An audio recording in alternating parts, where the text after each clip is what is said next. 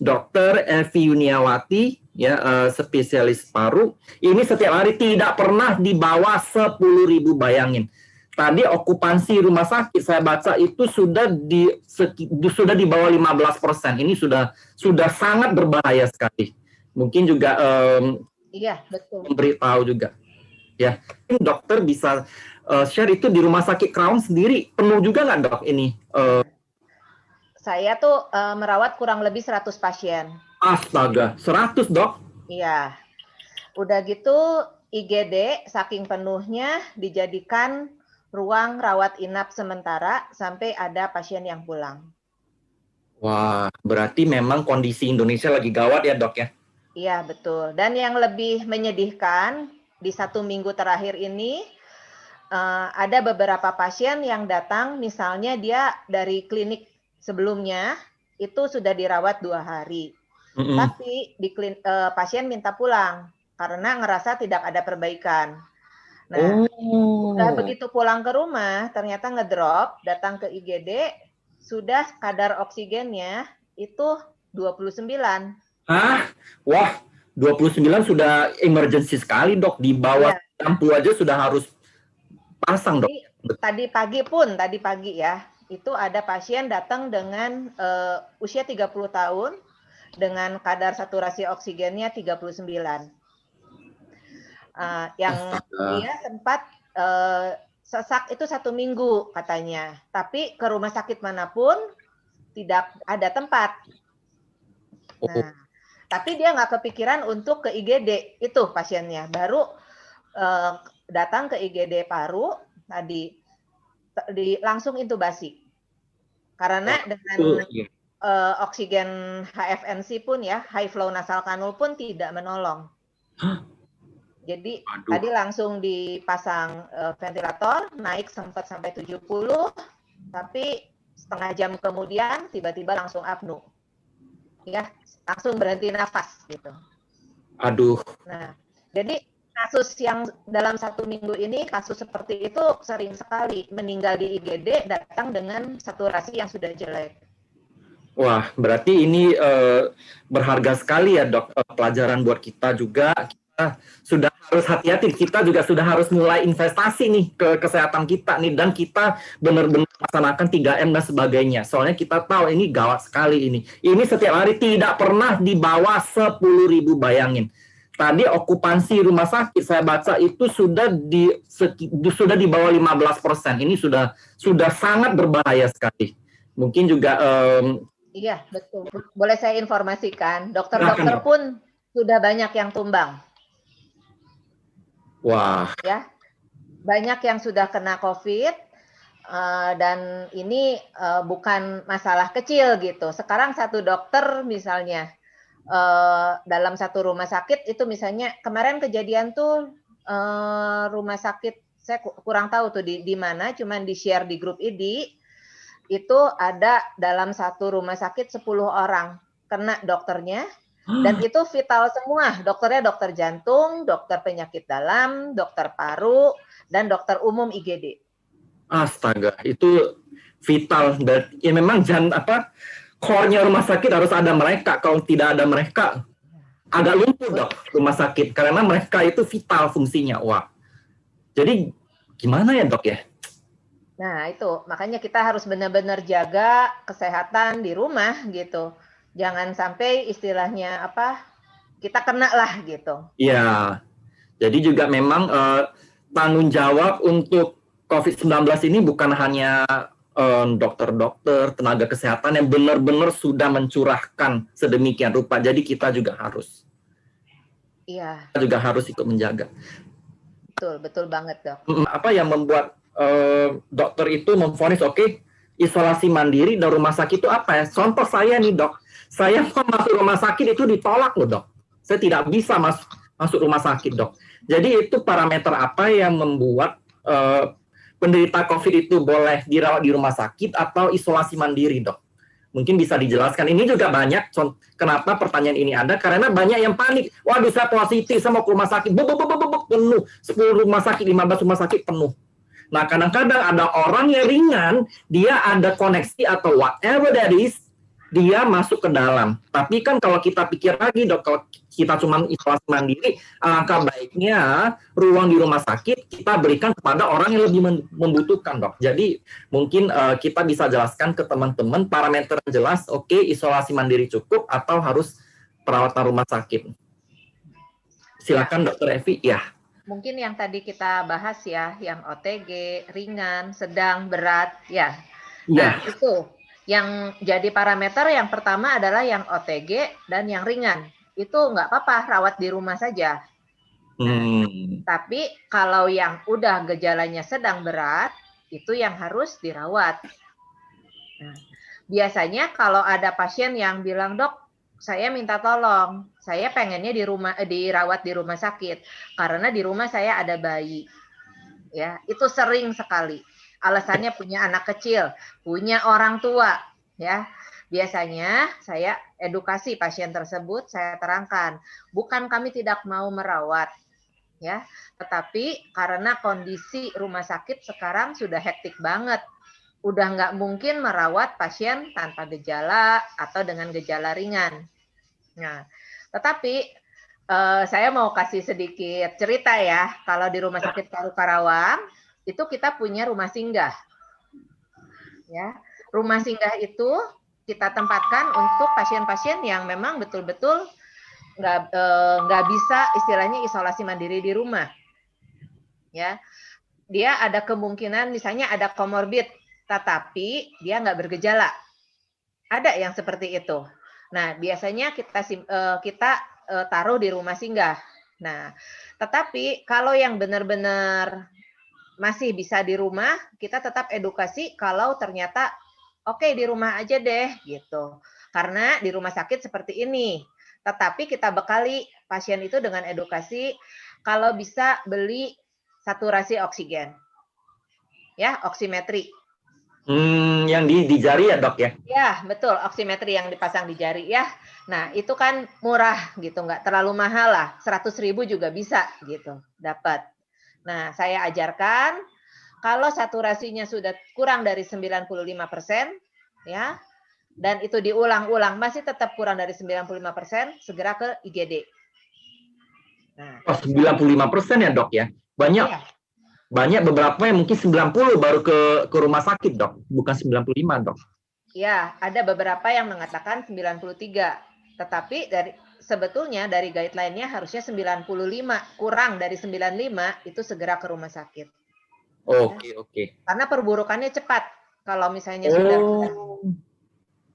Berarti memang ini ya dok ya, berarti begitu sudah 95 kadang-kadang masih happy hipoksia ya dok, nggak merasa apa-apa. Tapi ini sudah harus ancang-ancang, apalagi kadang-kadang tuh kita ke rumah sakit, yang pertama itu belum tentu dapat dok. Saya sering sekali membaca kasus, sampai rumah sakit pun belum tentu, rumah sakit ke-15 baru dapat. Ya, tapi kalau saya sarankan, lebih baik segera langsung ke IGD, jangan ke poliklinik. Ya, kalau ke IGD, setidak-tidaknya kalau sesak akan diprioritaskan. Walaupun itu misalnya duduk di kursi roda, tetapi mereka pasti punya cadangan oksigen. Oh, oke.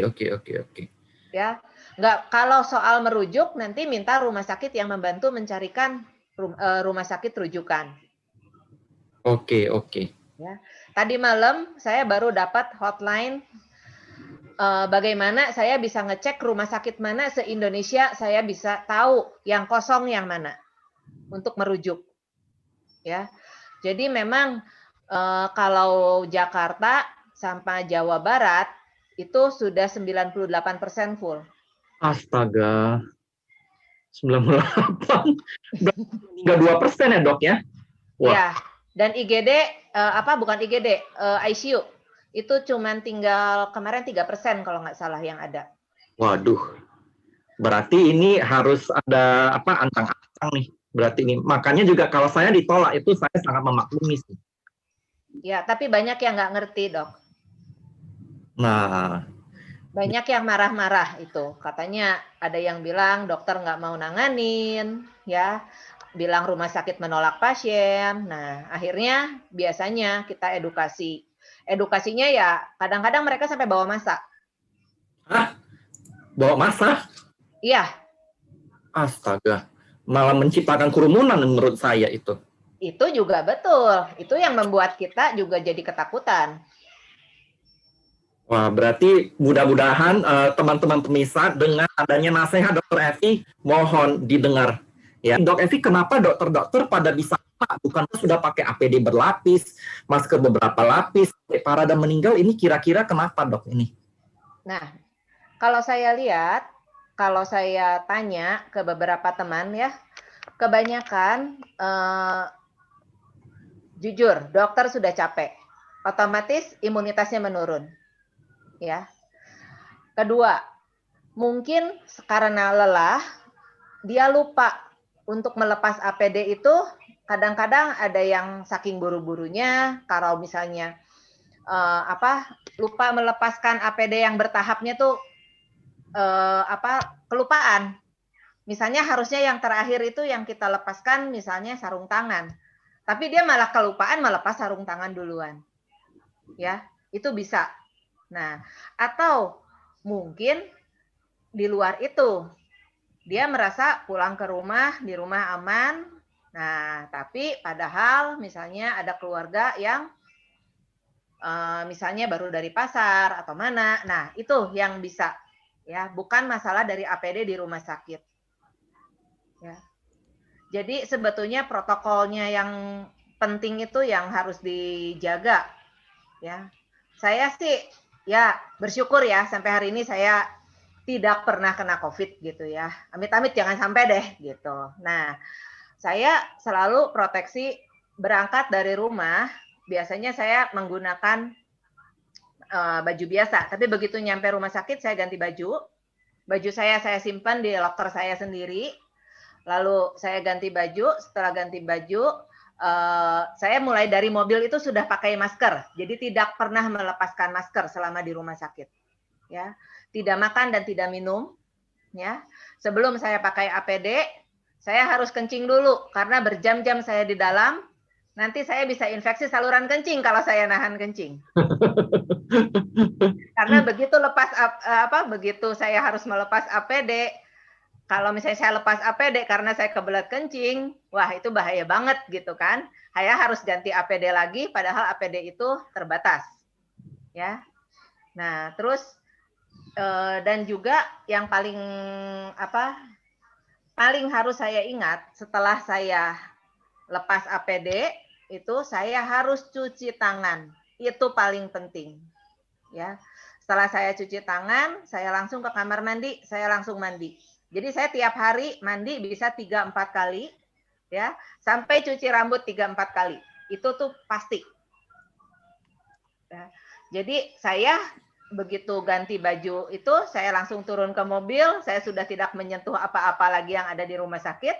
Jadi saya merasa sudah bersih, nyampe rumah mandi lagi.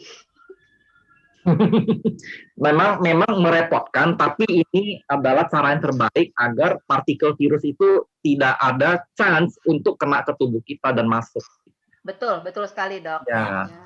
Jadi kalau saya lihat ya, dokter-dokter yang meninggal, ya, yang banyak yang sudah saya rawat, itu kebanyakan karena faktor komorbid.